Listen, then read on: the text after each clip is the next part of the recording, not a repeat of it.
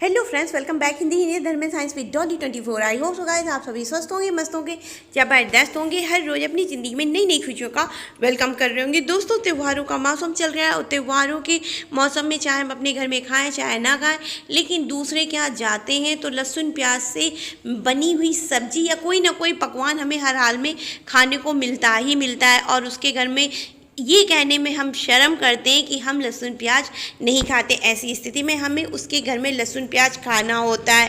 तो क्या लहसुन प्याज मांसाहारी है? लहसुन प्याज को क्या मांसाहारी की श्रेणी में लाना चाहिए? इसी पे थोड़ी सी चर्चा करेंगे गाइस। लेकिन उससे पहले यदि आपने मेरा चैनल अभी तक सब्सक्राइब ना किया हो तो प्लीज़ सब्सक्राइब माई चैनल। दोस्तों, लहसुन प्याज अगर देखा जाए ना तो ये अपने आप में तामसिक भोजन है।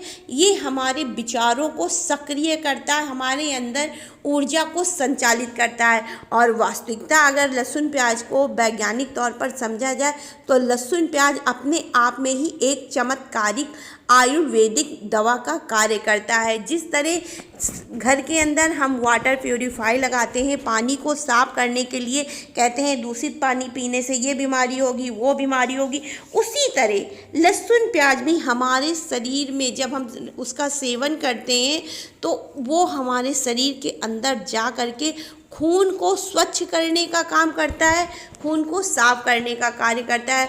और जिन लोगों के अंदर एंटी एजिंग, डार्क सर्कल्स या जो है बहुत ही ज़्यादा उम्र से पहले झुर्रियाँ आ जाना और ज़्यादा एज का दिखना, जिन लोगों के अंदर ये समस्याएं हैं, अगर वो लोग लहसुन प्याज का सेवन अधिक से अधिक करते हैं तो उनके अंदर ये सारी समस्याएं खत्म हो जाती।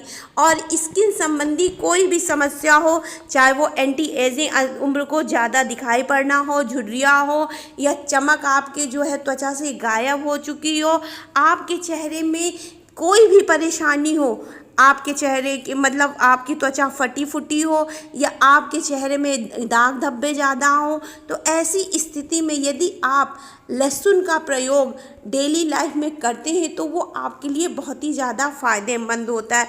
और जिन लोगों के शरीर में ऊर्जा जो है कम होती है तो उनको डॉक्टर भी जो है प्याज का सेवन करने को बोलते हैं, कहते हैं आपको प्याज का ज़्यादा से ज़्यादा सेवन करना होगा क्योंकि आपके अंदर ऊर्जा कम है।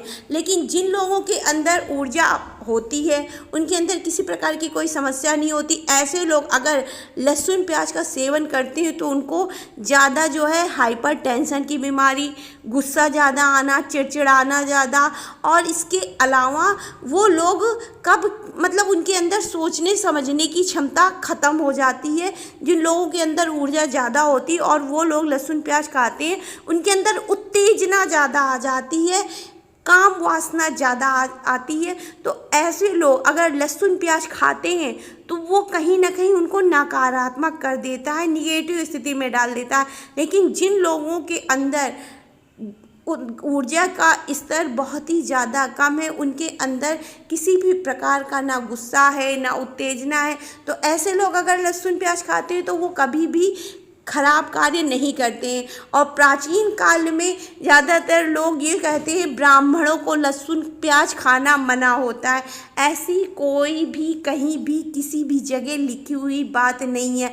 लहसुन प्याज कोई भी इंसान खाना बंद कर सकता है जिसको भी अपनी इंद्रियों पे कंट्रोल करना होगा। जो चाहता होगा मैं अपना कंट्रोल अपने हाथ में रखूं, मैं ये नहीं चाहता कि मेरे जो है शरीर का या मेरी मानसिक स्थिति का, मेरी मानसिक ऊर्जा का कंट्रोल किसी हाथ में, किसी दूसरे के हाथ में हो, तो ऐसे लोग अपने आप से ही लहसुन प्याज खाना बंद कर देते, ख़त्म कर देते, क्योंकि उनको अपनी इंद्रियों पे कंट्रोल चाहिए।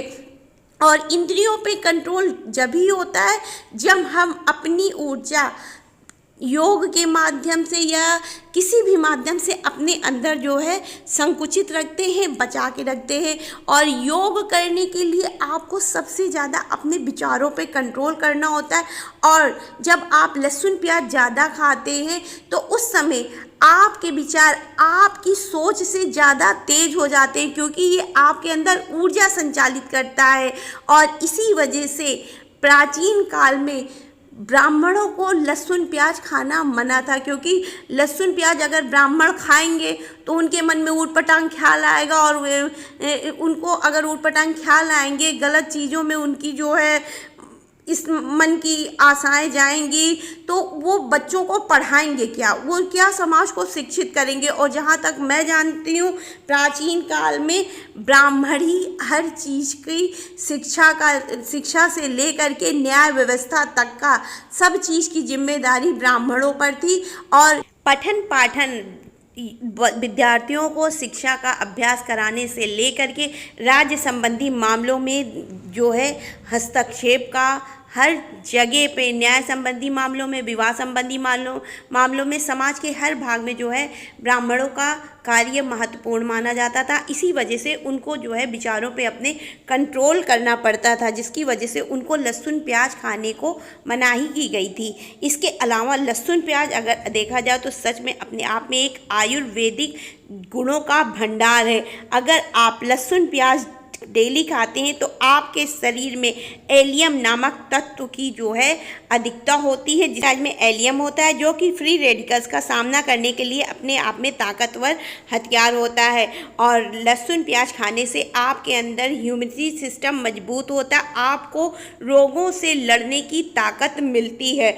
और जो लोग भी लहसुन प्याज ज़्यादा खाते हैं उनके अंदर एंटी फंगल, एंटी बैक्टीरियल व एंटीवायरल प्रॉपर्टीज़ का निर्माण होता है, जिसकी वजह से उनका ब्लड सर्कुलेशन मजबूत होता है और सही रहता है। और अगर देखा जाए तो लहसुन प्याज आपको वेट लॉस करने में मदद करता है। अगर आप रोज़ाना लहसुन प्याज खाली पेट, प्याज नहीं इसमें आ रहा है, खाली लहसुन खाली पेट चबाते हैं, खाली पेट कम से कम 5 कली डेली खाइए, तो उससे आपका वेट लॉस होने में मदद होती है। और आपके अंदर अगर विषैले तत्व, आपके शरीर के अंदर किसी प्रकार की कमी है, खून में डॉक्टर कुछ ऐसी चीज़ बता रहा है जो कि आपके शरीर के लिए हानिकारक है, तो ऐसी स्थिति पे आप कच्चा प्याज डेली खाएं, जिसकी वजह से आपके शरीर के जो विषैले तत्व होंगे वो मल मूत्र के रास्ते बाहर निकल जाएंगे और वो आपके लिए फ़ायदेमंद होगा। और यदि आपके जो है शरीर में पसीने के बदबू आती है, बहुत से लोग होते हैं कि बगल में खड़े होते हैं तो ऐसा लगता है भाग जाओ भैया, यहाँ ना खड़े हो तो बेहतर है, तो ऐसे लोग अगर डेली लाइफ में कच्चा लहसुन प्याज खाते हैं तो उनके पसीने की बदबू आना बंद हो जाती है।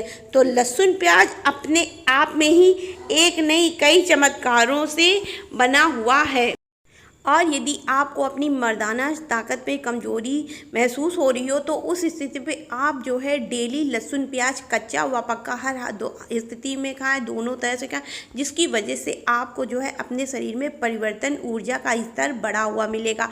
इसके अलावा लहसुन प्याज जिन लोगों के अंदर ऊर्जा संतुलित नहीं होती है, उनके शरीर का ताप घटता बढ़ता रहता है, उनको बहुत जल्दी फीवर आ जाता है, तो ऐसे लोगों को लहसुन प्याज कच्चा हर हाल में सेवन करना ही करना चाहिए। इससे उनके शरीर के जो रोग वाले कीटाणु होंगे वो मल मूत्र के रास्ते से बाहर निकल आएंगे, उनके शरीर की ऊर्जा संतुलित हो जाएगी।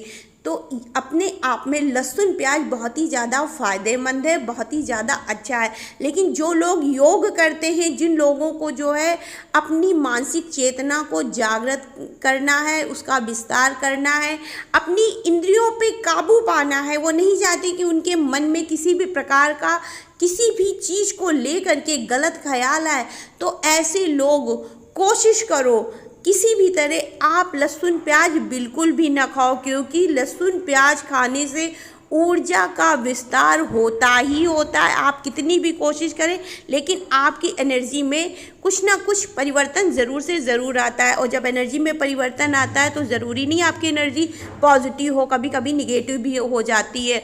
तो अपनी ऊर्जा अपने हाथों में रखिए। लहसुन प्याज एक मांसाहारी भोजन नहीं है, इस चीज़ को हमेशा याद रखिए। ये एक प्रकार का तामसिक भोजन है जिससे ऊर्जा में परिवर्तन आता है। तो आई होप सो गाइस मेरी दी हुई जानकारी आपको पसंद आई होगी। और ये भी मैं आपको बता दूं, लहसुन प्याज ज़मीन में उगता है, जिस तरह आलू उगता है, आलू को हम व्रत में खाते हैं तो उसी प्रकार लहसुन प्याज भी ज़मीन खोद के निकाला जाता है। जिन लोगों के घर में खेती होगी वो इस चीज़ को भली भांति जानते होंगे। तो आई होप सो मेरी दी हुई जानकारी आपको पसंद आई होगी। पसंद आई हो तो please like share and subscribe my channel. तो राधे राधे गाइस, हर हर महादेव।